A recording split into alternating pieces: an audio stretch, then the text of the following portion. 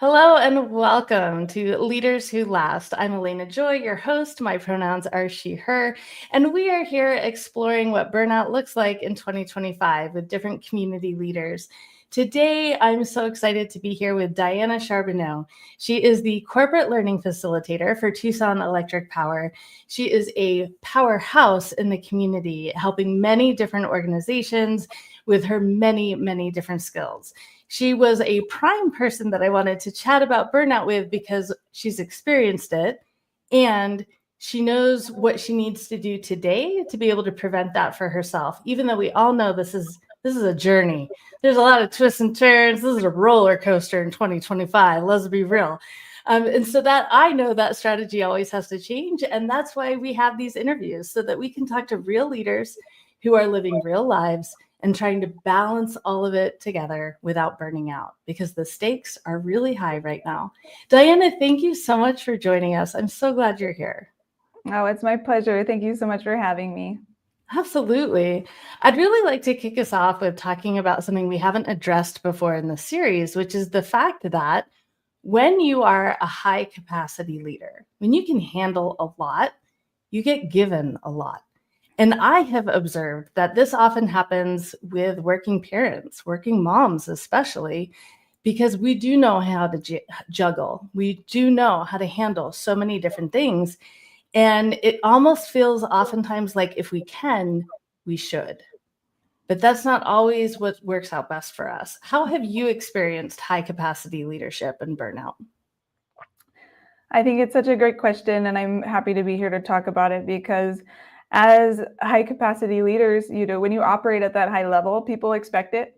And they also expect it with a smile. They don't expect delays. They don't expect you to have your own life or things going on behind the scenes. And I do think that's part of the setup that we put ourselves into because we are so high capacity.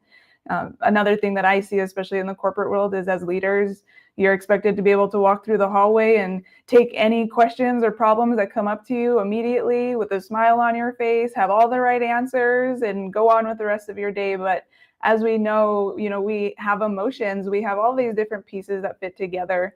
And I think the way that I have experienced it is I have always been a very high capacity person. And then I had my daughter and COVID hit. And so the world looks very different than it did for me then and now. And I experienced burnout just in the fact that I always think I can keep going at that high capacity, even when I do experience things. So I just had a surgery last month, actually. And I was in the best shape of my life. I said, I'm going to be able to jump right back into it. I'll take some time down. I thought that I had a good plan. I thought that I was taking care of myself.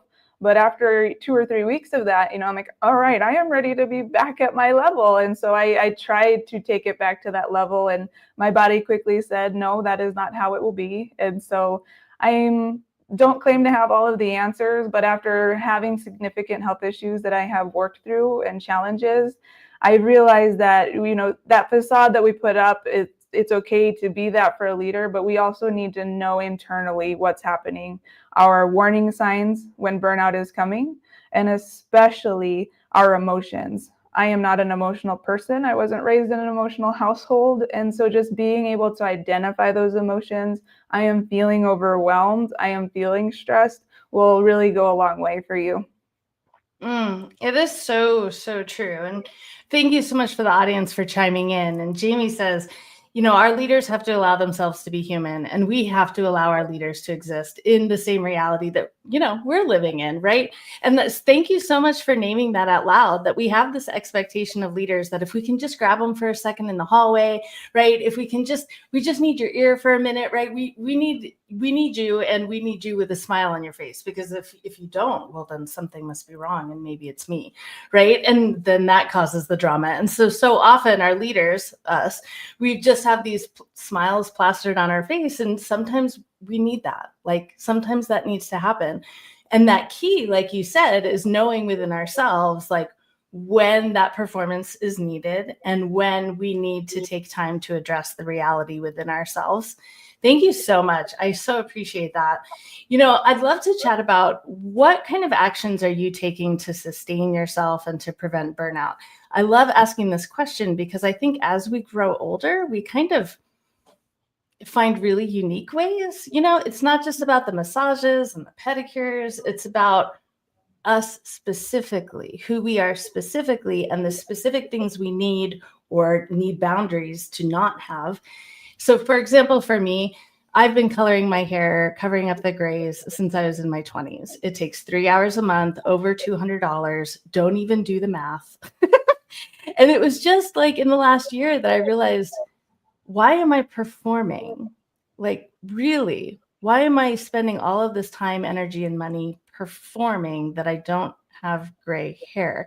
So longtime audience members might know that I started off this series with my signature really dark hair. This week I'm blonde, and as of our next interview, I'm going to have my natural silver awesomeness in. And it feels like such a relief to know that for the rest of my life, I'm not going to spend any energy or any money performing as someone I'm not, at least in regards to my silver hair. What are some ways that you are integrating some burnout prevention strategies or sustainability strategies? Yeah, I love that you share that. And I think, especially for high capacity parents, I have a 5-year-old daughter and I only have one, so I can't make any claims for my friends who have multiples. But I think sometimes we lose our identity as moms because we feel that we need to be in all the places at once. We manage and juggle the schedules. We're doing all of these things, and we usually put ourselves on the back burners. As long as everything else is getting done, I'm not necessarily the priority. And I have been really working to shift that just personally, because I feel that if I don't put myself as a priority, I'm showing my daughter to do the same thing. And I really want her to take care of her health and take care of how she thinks of herself to be successful. You don't have to be that high capacity person that nobody ever sees burn out. That's not realistic. As a leader, I want to be somebody people can see as vulnerable and follow.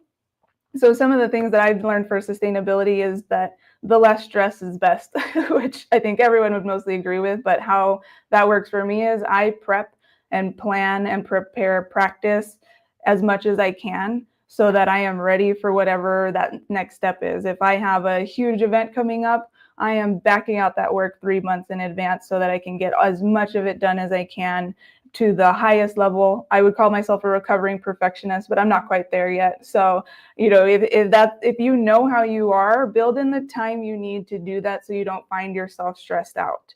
I really feel that's how I'm able to stack more things than most people, but I still have to pace myself. And again, I have those triggers. Hey, you're doing too much. We need to either back down or we need to reevaluate the schedule.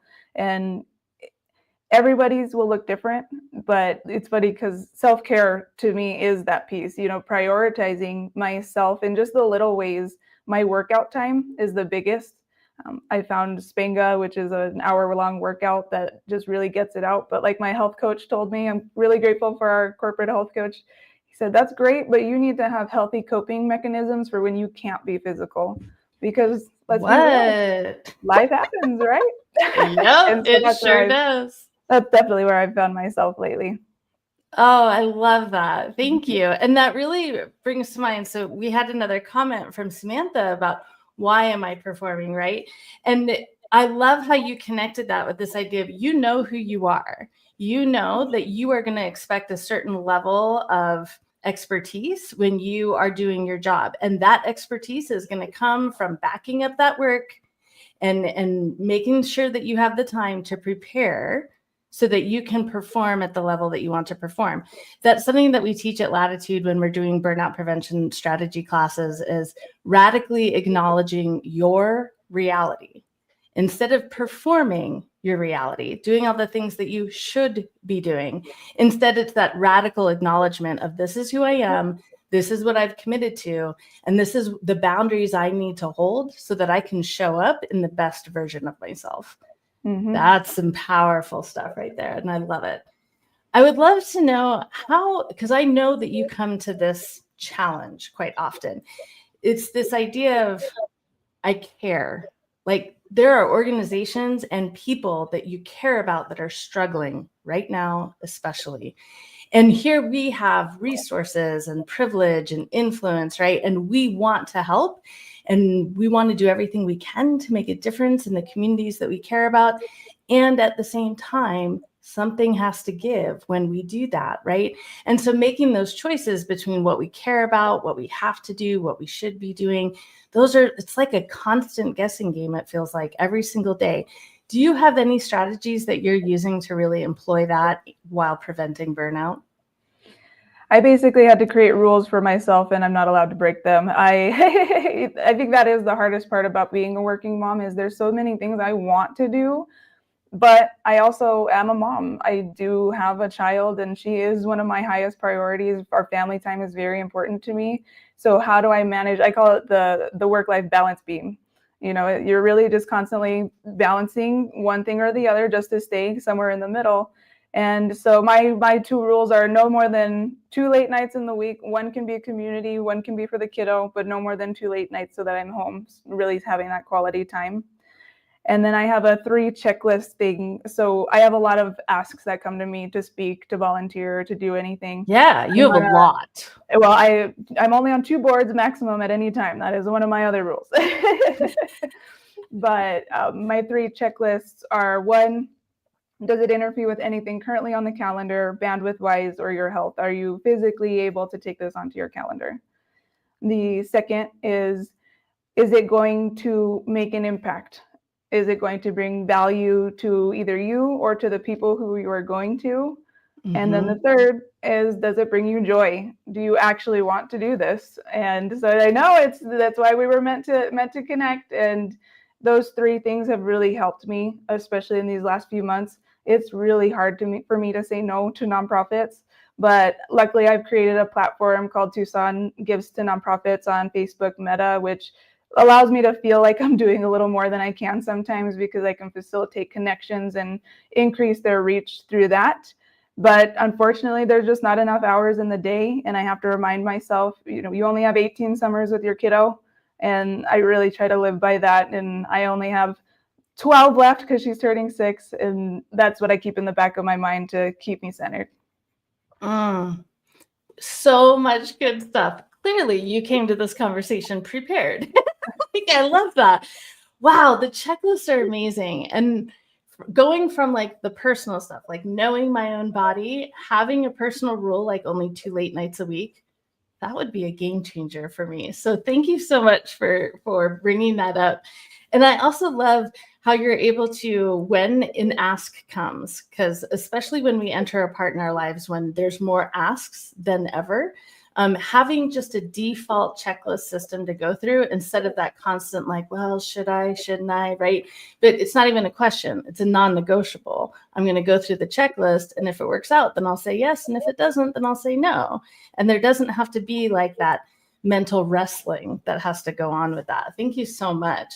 We had a really great comment. I'm going to throw it up here and hopefully, yes, excellent. So Jamie talked about the additional pressure on the women and moms that's pretty different than what a lot of men might feel in the workplace. And thank you so much for bringing this up, because I think we've kind of been skirting around it, but let's just go there, right? Yeah, the pressure is massive because there's constantly that line. I mean, we've all heard the monologue from Barbie, right? That America Ferrera did of, you need to be nice, but not too nice, because then you're a doormat, right? You need to be smart, but not too smart, because then you're intimidating instead of inspiring, right? There's like this constant talk about a balance beam. You're constantly checking yourself on, am I being too much or too little? And that, it seems to be a very narrow path for people who present as feminine versus people who present as masculine. Let's be real. How have you found that you have noticed your people on your teams or people that you're mentoring, women who are experiencing that, but maybe aren't aware that they're experiencing that? Yeah, and I want to thank Jamie for the call out, because I think a lot of it does come from the support that we get from our workplace. And I happen to know Jamie is in benefits and knows the importance of the support in your workplace. We spend more hours in our work than really anywhere else. And if you don't have the support of your work, and they're going to overwork you, and take it every time they can. You know, I see it a lot in nonprofit work. You have one person doing the job of 3 or 4 people. And just what does that look like for sustainability in the future? How long can you keep that up? I know I was one of them. And that is eventually what pushed me to realize I run a salary negotiation workshop, and I always say I'm going to retire a millionaire so that I can just volunteer and give back all my money. And I had a young woman say, how's that going for you? And it was right after COVID. And I said, well, you know, honestly, I guess that's not ever going to happen. And I really had to prioritize, what do I want my future to look like? And for women, as moms, you know, we're expected to take care of the kids, go to work, don't bring anything from home to work because then you're not a good employee, but also take care of your kids and don't let anything fall through the cracks or else you're a bad mom. And that's just an unreasonable, impractical expectation of anybody. And I really think it does come to society rewriting some of these unknown or unsaid laws, because we now know of one person going to work for a 40-hour work week just does not pay the bills. And I think it really takes meeting in the middle and having the support of your company to really have that support. I'll say I was struggling. I had had my surgery. I was like, why can't I go back to my workout? And he really had to sit me down and talk to me and like a child.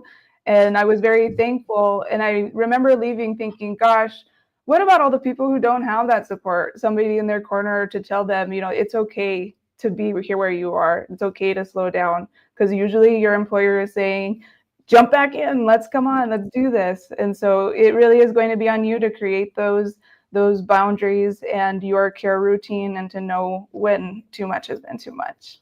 Mm-hmm. And then when you're lucky enough to have an organization who supports you, once you know what you need and they're like, all right, you know what you need and we got your back, like that is a game changer. I can only imagine how much, I don't want to say loyalty because I feel like that's such a cringe word right now, but connection you have with your employer, that they were able to just be there even in that small moment, right? A moment you're probably not going to remember a year from now. And yet it solidified that commitment and that relationship and that engagement in a way that very few other things could. I love that we're getting comments today. And I really wanted to share this one because we were talking about performing and how that's just like a greased runway to burnout, right? And we were talking about the double standard that's there for women and essentially how they need to perform with the soft skills in the workplace. Dean is just this incredible human that I've worked with in the past, who we have shared a lot because we have both raised big families. And they are a trans man who transitioned later in life. And so they got this really incredible experience of interacting with the world as a woman and as a mom for a long, long time. And now the world really interacts with them as a man. And so that different experience that they're feeling can be powerful. But I think what I really want to address is that performance can't last. It takes up too much of our capacity. Like at Latitude, when we're talking about burnout prevention, we address 5 different capacities. And when those capacities are gone, that's when burnout happens. And when we're performing as something we're not, whether that's a gender or whether that's a personality, when we're performing is that it's not sustainable. Like that's just what it comes down to. We cannot sustain a performance. And so that the key is finding the authenticity. And as much of a buzzword as that is, I'm not going to give that up because I have found it to be so powerful that the more I'm using the word aligned lately, like the more aligned I am with who I really am, the easier my path is. And I have found that the key to finding that alignment is accessing joy, like really noticing the things that light me up and then kind of reveling in them, right? Like really enjoying that moment. For me this week, that is my college kids are home for a week in between semesters, and we've been playing a ridiculous amount of video games. It has been so fun, silly, but absolutely fun. And it has filled me up. Those 5 categories of capacity are like overflowing now because I've just been filled with this time that I've had with them. And again, that becomes that burnout strategy, because at Latitude, we consider joy as a strategy, not just an outcome. I would love to hear from you, Diana. How are you accessing joy these days? I think it mostly revolves around my kiddo. I recognize this is a pivotal point in her childhood where she is growing and will become the person that she will be one day, but she still loves me and will give me hugs and call me mommy and only wants mommy. So I'm just really enjoying that. Today even we're going to go and do some mommy daughter photos together for her birthday and for Mother's Day, just to eternalize those moments, because I know they won't last forever. And also for joy, I take such great joy in my work. I'm breaking down barriers of corporate culture that have existed for decades. And something that you mentioned earlier, unconscious bias is something that we really talk about, and emotional intelligence, and all of these things have really enriched my life in such a way that I don't know how I existed without them. Because when you truly can break through those unconscious biases that you have, unknown usually through years of social conditioning, you see the world differently. And when you can identify your own emotions and what brings you joy, because that is something I honestly, I'm a high capacity person. I go go go.